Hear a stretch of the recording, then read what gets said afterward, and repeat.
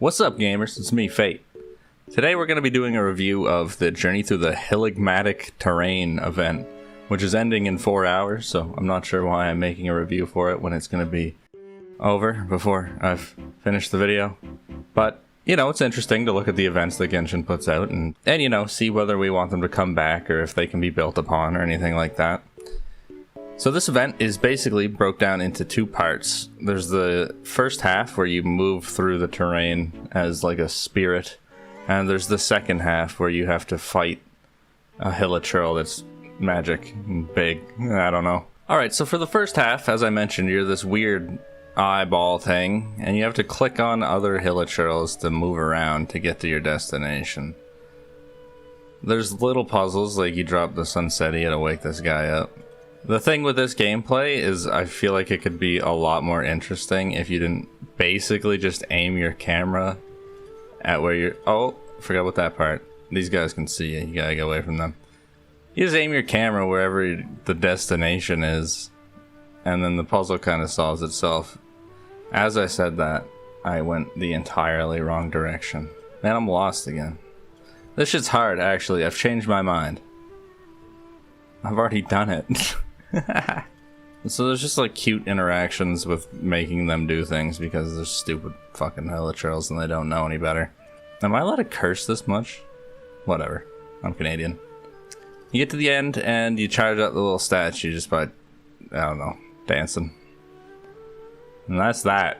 There's like 4 of those. It takes about 2 minutes. It takes about 1.5 minutes if you don't have brain rot, but alas. Okay, so the second half of this is actually a combat event, but it's not really a combat event. Like, I have a Hyper Bloom team here, but let's just, for the fun of it, let's make a team of my lowest leveled characters. Mono Pyro, baby. So this event's a little gimmicky. Well, I mean, it's entirely a gimmick. That's why you pick level 20 characters, because who cares? He looks pretty cool. I like his big reed staff. Gaming just hit 1,000 damage with his skill. He's a level 1 waster greatsword, by the way. So he drops the cabbages, and you have to knock the cabbages into him for that phase. And for this phase, oh, you gotta out plunge him. You become Zhao, and he takes damage for that. For this one, you break the Sunsettia, and he makes a little fucking slide whistle sound as he falls down, like it's a cartoon.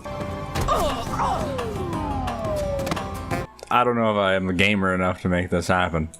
What minigame do we get? Plunging attacks again, so wait for him to go up, and then we go down.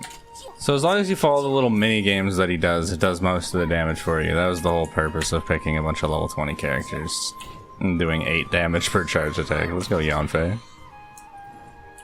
He does do normal attacks like that swing you just saw, but realistically you can just dance around and wait for the minigame. So, we break the Sunsettia. That's it. That's it. He makes the silly butt sound, and then it's over. Normally it takes about 2 minutes if you have actual damage dealers, and you're not just waiting for the interactions. But, if you want to have some fun, and by fun I mean, I just killed off a bunch of my least favorite characters by accident because I'm not very good at the game. You can do that too. Okay, as for rewards, each stage gives a 60 Primo Gem bonus for a grand total of, what is that, 420? Which seems fairly standard. You have more, you have books, you have a few pieces of furniture. It's hard for me to rate rewards for events like this because it's become so standardized that it's just like, yeah, that's what an event gives. But, you know, it takes, like, my records are like a minute, minute and a half. Don't look at this fucking... Okay, look, I don't understand the puzzle part, okay? I'm dumb. Well, yeah, it's like under 2 minutes per stage. Grand total, it'll take you like 15 minutes if you wait till the end of the event. 15-20 minutes. 15 minutes for 420 Primo Gems and like a bunch of more and XP books and stuff. It's like, it's not bad. It's kind of fun, too. I mean, the puzzle thing does boggle my mind because I'm an idiot, but the combat thing's interesting, and I feel like with the upcoming news of the user-generated content, having gimmicks like that is like fairly standard in RPG bosses. Even like raid bosses in World of Warcraft or Final Fantasy often have gimmicks like that. Like during this phase you have to do a specific thing. So it's opening the door to that sort of gameplay being important, and I think that's interesting. The event could come back, or it could not. It really doesn't bother me one way or the other, but it was like pretty fun.